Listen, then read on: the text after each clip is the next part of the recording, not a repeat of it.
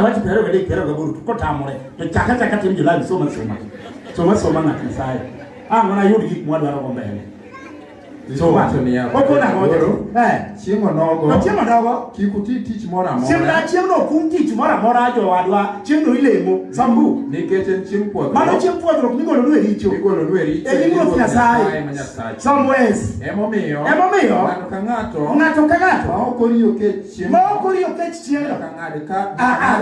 nyaka ng'ad kare oko oganda gi maler kabisa somwa ana tiek ng'ato ma tich mora chiemo no kang'ade oko kuno ganda gi so kikuti tich moro mano en chik momako gi kwa nyaka chie somewhere kamora mudaki chiemo no bed musabato maler ni Nyasaye omiyo nyaka urike somewhere chakre odhiambo mar dwe ochiko podo chieng' makawuono nyaka podo chieng' makiny siep na mane kako ndeke iyude kawuono podho chieng' makawuono nyaka podho chieng' koro kiny dhi dala onge mane kako ndeke wasom ni kiny onge ma dhi dala kiny ng'ama dhi dala onge wasom ni mana chok sabuni nyaka par kadek som miaka 32 mos sabuni miaka 32 wesa dek somani Chonia. Okona mocha. Ko wacho niya. O kana dhi dala. Mane dhi dala onge kiny ok dhi pacho. Dhi pacho onge. Koro kiny wadechka walamo Jehova Nyasaye kiny dhi dala onge. Mane kiny ero wach ni chiemo onge. To kata kidenya ahinya ni samoro ina furmonga jalo koro nang'o ya jo. Akia Kisungu. Jomonge Kisungu. Akia ni mano Kisungu akia ni dholuo. Koro kihero ni nyaka chiemo ahinya kibed mangima. To winji kiny ting' chiemo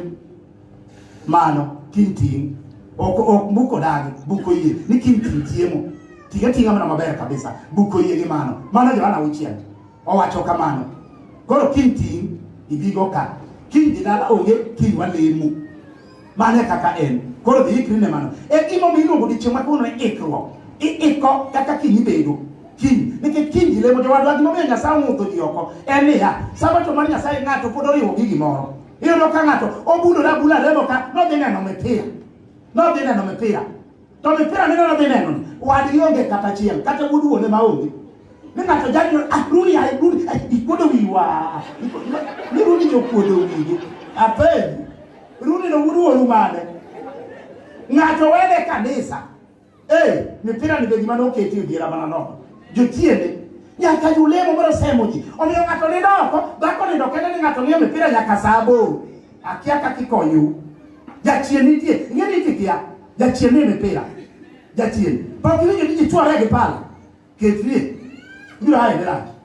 mane gimo ni jowadwa kiny sabato ji lamo Nyasaye okoni onge gimoro amama ng'ato mulo kiny ilemo nyaka ne Nyasaye duong' Nyasaye oningi ngima nono koro kiny en odiochieng' mar lamo Nyasaye chakre podho chieng' makawuono nyaka podho chieng' makiny tije te oket tenge nekech owach niya e buk mar Isaya 58:13 ondiko ni som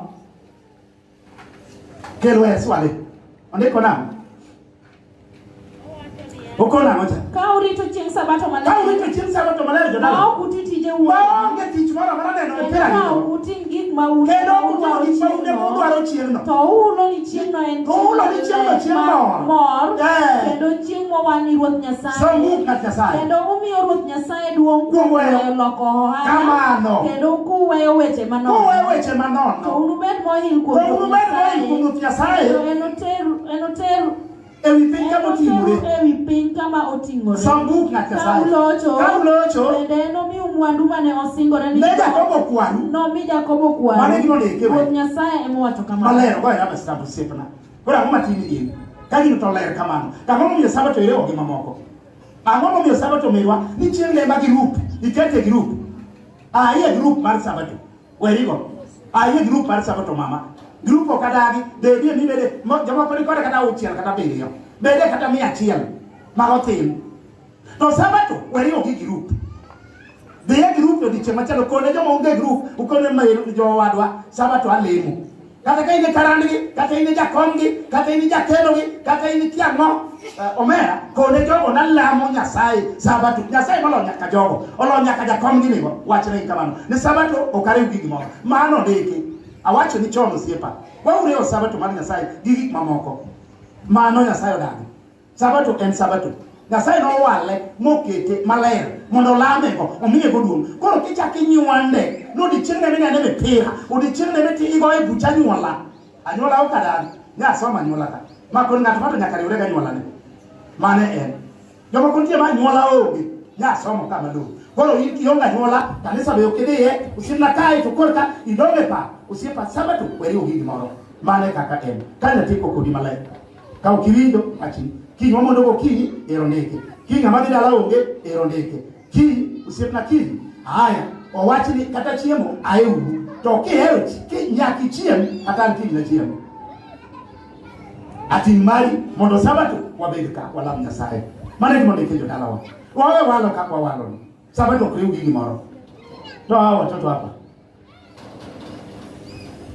na yeye dimati mondo kan jakwa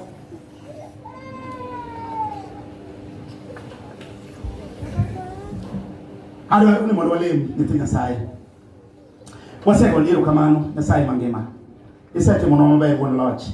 ino wa chokruok makende jaduong chokruok migomo ni mondo wabije duondi chokruok migomo mondo jokadano ka wanyalo lokore wabe kitwa machon mag jokadano Nyasaye to aberndi nikech mae momi loso chokruok mondo wawe weche mag kwere wawe weche manono wang'e kaka ilami nikech ndike Johana 4 ni ndalo biro ma ji biro lami e yo mowinjore ok yor mibadhi ok yor miriambo ok yor wuondruok to ji biro lami e yo medwaro e kaka ndike Johana 4 Nyasaye onego bed kamano koro mae mwapuonjore ka bed jakoro weche duto wasewinjo weche ma jatich Nyasaye osepuonjowa lich mokalo Nyasaye ka ok wanyal lokore e weche makamago to en adier ni wachomo bur kata wachomo mach teko no bed kodwa wadhi nyime bed Nyasaye obed gi tini ma Isayo wa en Kristo ma jawaro